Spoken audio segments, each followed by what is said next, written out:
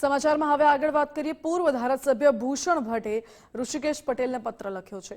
જયશંકર સુંદરી હોલના relieve પેમેન્ટનો પત્રમાં ઉલ્લેખ કરવામાં આવ્યો છે। વર્ષ 2023માં રકમ ફાળવી છતાં પણ કામગીરી શરૂ નથી કરવામાં આવી, તે માટે પત્ર લખવામાં આવ્યો। 1978માં આ હોલ તૈયાર થયું છે અને છેલ્લે 2010માં આ હોલનું રિનોવેશન કરવામાં આવ્યું હતું।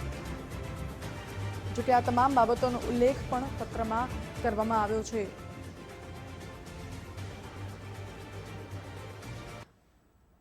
અને આ જે પત્ર લખ્યું છે, પત્રના દ્રશ્યો પણ આપણે દેખાડી રહ્યા છે। પૂર્વ ધારાસભ્ય ભૂષણ ભટ્ટે જે જયશંકર સુંદરી હોલના રિલીવ પેમેન્ટનો મુદ્દો ઉઠાવ્યો છે, તે મુદ્દે વધુ જાણકારી આપી રહ્યા છે સંવાદદાતા રાહુલ ત્રિવેદી। જી રાહુલ।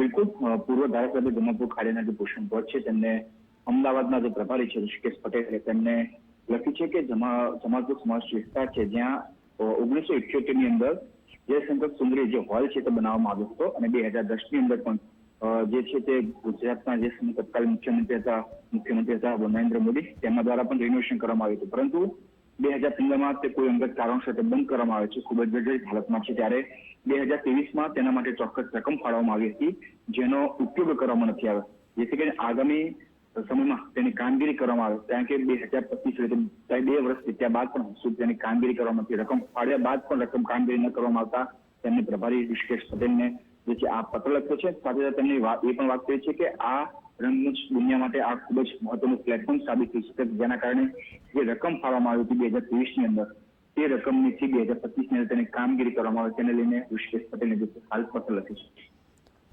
જી રાહુલ, આભાર આપનો।